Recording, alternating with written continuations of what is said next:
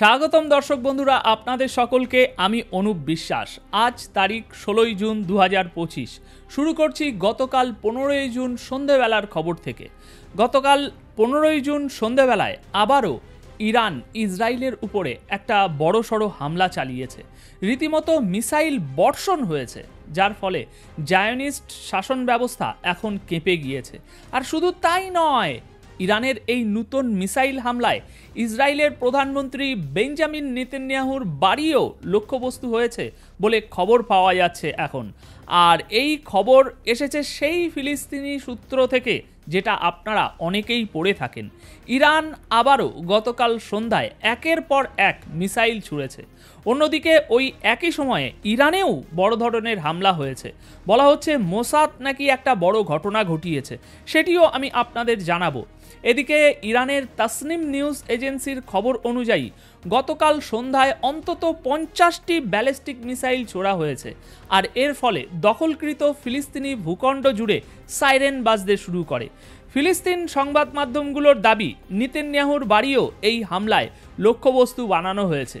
আমরা সেই ভিডিওও দেখাবো আপনাদেরকে, এবং যে সংবাদ মাধ্যম এই দাবি করেছে সেটার কথাও বলবো।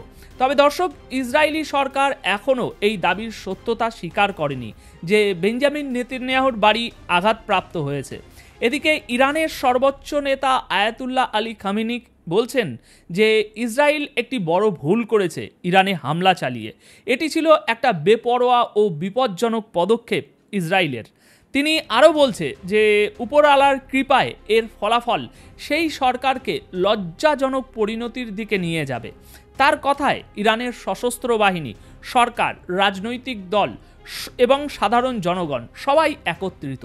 তারা বলছে যে আমরা জায়নিস্ট শত্রুকে কঠিন জবাব দেব, তাদের এমন শিক্ষা দেব যে ইতিহাস দৃষ্টান্ত হয়ে থাকবে।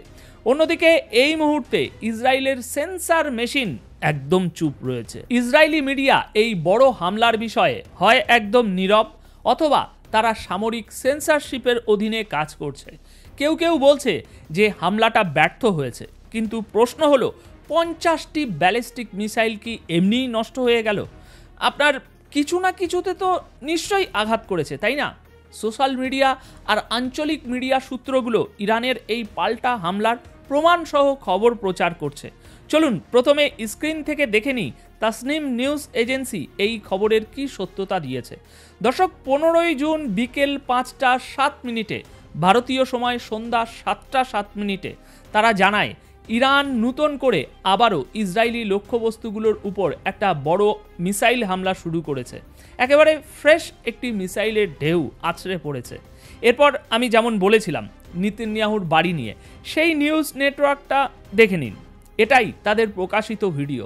ভিডিওতে স্পষ্টভাবে সাইরেন বাজতে শোনা যাচ্ছে এবং জানা যাচ্ছে যে আবারও ইরান থেকে ইসরায়েলের উপর মিসাইল ছোড়া হয়েছে। কয়েকটি নিউজ নেটওয়ার্ক লিখছে যে ইসরায়েলি রিপোর্ট অনুযায়ী ইরানের এই সর্বশেষ হামলায় আপনার হান্দেরা নামক একটি এলাকায় অবস্থিত ইসরায়েল দখলকৃত অঞ্চলের একটি পাওয়ার প্ল্যান্টে আঘাত হয়েছে এবং সেখান থেকে আগুন জ্বলতে দেখা যাচ্ছে।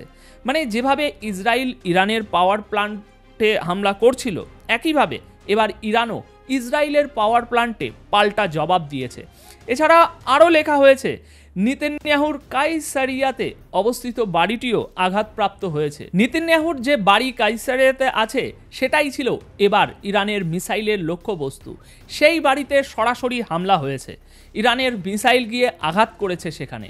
এটাই সেই কাইসারিয়ার বাড়ি, যেখানে একবার হিজবুল্লার একটি ড্রোন গিয়ে সোজা শোয়ার ঘরের জানলায় ধাক্কা মেরেছিল।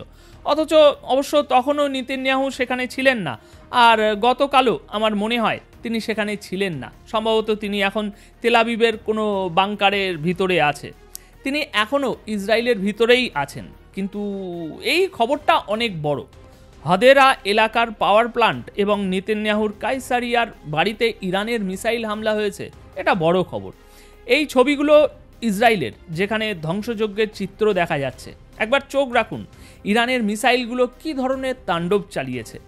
এই 1, 2, 3 এই ছবিগুলো খালিজ টাইমস এবং খালিজ ম্যাগাজিন শেয়ার করেছে। এরপর সন্ধ্যায় ইরান অবজারভার, যারা ইরান সংক্রান্ত খবর প্রকাশ করে, তারা সন্ধ্যা 7:45 একটি ছবি শেয়ার করে। তাতে দেখা যাচ্ছে ইসরায়েলের কোনো কোনো এলাকায় সাইরেন বেজেছে। পুরো ইসরায়েল যেন লাল সংকেতে ডুবে গেছে। যেদিকেই তাকানো যায় সেদিকেই মিসাইল ছোড়া হয়েছে। আর ইসরায়েলি পক্ষ বলছে যে না, এখানে তেমন কোনো খবর নেই। তবে আরও ছবি আসবে ধ্বংসের এই গতকালকের হামলার, যা আমরা পরবর্তী ভিডিওতে আপনাদেরকে দেখাবো। এখন যাই হোক, দ্য টাইমস অফ ইসরায়েল বলছে এই সর্বশেষ ইরানি হামলায় কোনো মিসাইল কোথাও আঘাত করেছে এমন কোনো রিপোর্ট নেই।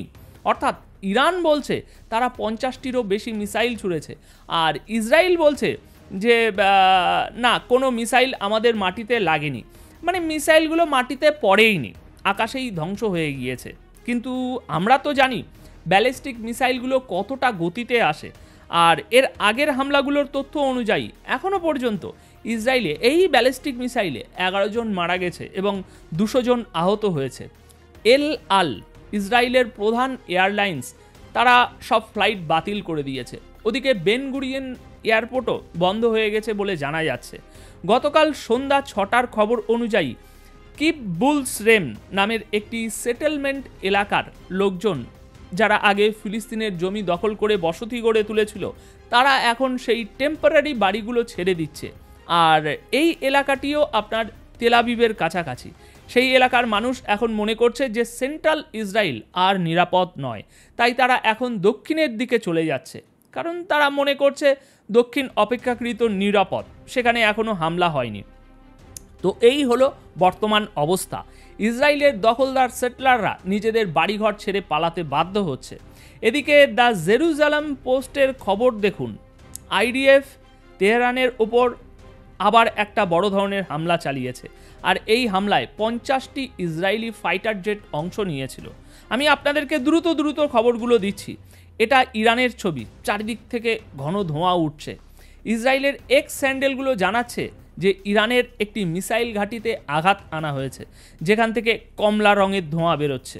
কমলা রঙের ধোঁয়া মানে সেখানে বিস্ফোরক থাকতে পারে, কারণ সাধারণ জিনিস পুড়লে কালো ধোঁয়া বেরোয়, কিন্তু এখানে কমলা আর কালোর মিশ্র একটা ধোঁয়া দেখা যাচ্ছে।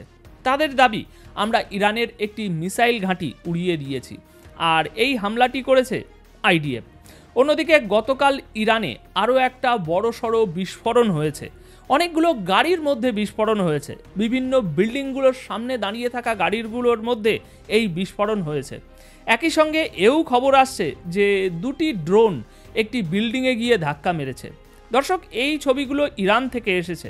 ব্র্যাকেটে লেখা আছে মোসাদ, মানে সন্দেহ করা হচ্ছে যে এটা মোসাদের কাজ হতে পারে। এদিকে ইরান সম্পর্কে খবর ছাপানো ইরান অবজারভার বলছে একাধিক গাড়িতে একসাথে বিস্ফোরণ ঘটেছে, যেমনটা একসময় লেবাননে পেজার অ্যাটাক হয়েছিল তেমনভাবে। আর এই সব কিছুই ঘটেছে তেহরানে। এখন এই একসাথে করা গাড়ি বিস্ফোরণ কারা করতে পারে? ধারণা করা হচ্ছে যে এটা মোসাদের গুপ্তচর নেটওয়ার্কের কাজ হতে পারে। তবে এই ব্যাপারে ইসরায়েল এখনও আনুষ্ঠানিকভাবে কিছু স্বীকার করেনি। অন্যদিকে মিডল ইস্ট অবজারভার একটি ছবি শেয়ার করেছে, যেখানে দেখা যাচ্ছে ইরানি পুলিশ বা বোমা স্কোয়াড একটি বিস্ফোরক নিষ্ক্রিয় করছে। ছবিতে দেখা যাচ্ছে তেহরানের কোনো একটি স্থানে একটি বোমা রাখা ছিল, কিন্তু সেটা ফাটেনি। এটা থেকেই বোঝা যাচ্ছে যে ইরানের ভিতরে ভাই একটা বড় ষড়যন্ত্র চলছে, অনেক বড় বিশ্বাসঘাতক অথবা বলা যায় গুপ্তচর প্রচুর পরিমাণে সেখানে লুকিয়ে আছে। এদিকে ইরান ইরাককে অনুরোধ করেছে যেন ইরাকের সীমান্ত বা আকাশপথ ব্যবহার করে ইরানের উপর কেউ হামলা করতে না পারে। আর এই অনুরোধে সাড়া দিয়ে ইরাক আপনার কোন অঞ্চলে, এটা মাইসান অঞ্চলে তাদের পঞ্চসির এয়ার ডিফেন্স সিস্টেম মোতায়েন করেছে। এছাড়া ইরানের আরও একটি ছবি আপনাদেরকে দেখাই, যেখানে চারিদিক থেকে ধোঁয়া দেখা যাচ্ছে, ধোঁয়ায় ভরে গেছে, একেবারে জনবসতির মধ্যে দিয়ে ধোঁয়া উঠছে, বোঝাই যাচ্ছে কত বড় বিস্ফোরণ হয়েছে। এখন আরও একটি বড় ও দুঃখজনক খবর হলো, আবারও নূতন করে, আগের না, নূতন করে 14 জন ইরানি নিউক্লিয়ার বিজ্ঞানী ইসরায়েলের হামলায় মারা গেছেন। তাদের মধ্যে কেউ কেউ এই আপনার এই গাড়ি বোমা, কার বোমা যে বিস্ফোরণ হয়েছে তাতে মারা গিয়েছে। এই তথ্য রয়টার্স দিয়েছে। এমনও বলা হয়েছে যে তেহরানে ইরানের ইন্টেলিজেন্স মন্ত্রণালয়ের দপ্তরেও বড় ধরনের হামলা হয়েছে। সুতরাং ইরান থেকেও ভালো খবর আসছে না। গতকাল যদি আরও কয়েকজন নিউক্লিয়ার বিজ্ঞানী মারা গিয়ে থাকে, তার মানে হচ্ছে ইরানের পক্ষে তাদের নিরাপত্তা দেওয়া সম্ভব হচ্ছে না। তবে এখনও ইরানের পক্ষ থেকে অফিসিয়ালি নিশ্চিত কিছু জানানো হয়নি। সম্ভবত আমরা এটা আজকের অন্য একটা ভিডিওতে জানতে পারবো কনফার্ম রিপোর্ট কি।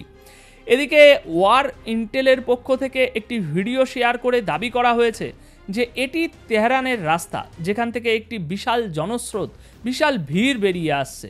এই লোকজন তেহরান ছেড়ে চলে যাচ্ছে, কারণ ইসরায়েলের প্রথম লক্ষ্যবস্তু হচ্ছে তেহরান, এমনটাই বলা হচ্ছে।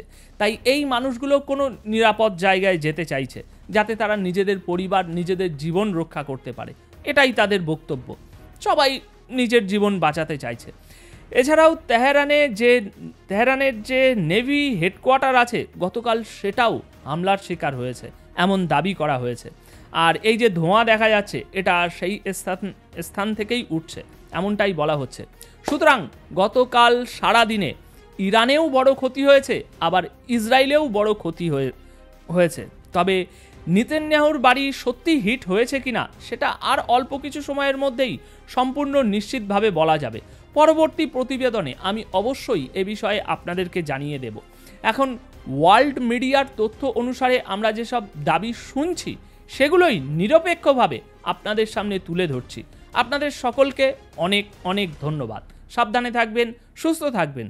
যদি এ বিষয়ে আপনাদের কোনো মন্তব্য থাকে, তবে অবশ্যই কমেন্ট বক্সে জানিয়ে যাবেন। তাহলে আবারও ফিরে আসছি ফ্রেশ একটি প্রতিবেদন নিয়ে আপনাদের সামনে। ধন্যবাদ আপনাদের সকলকে।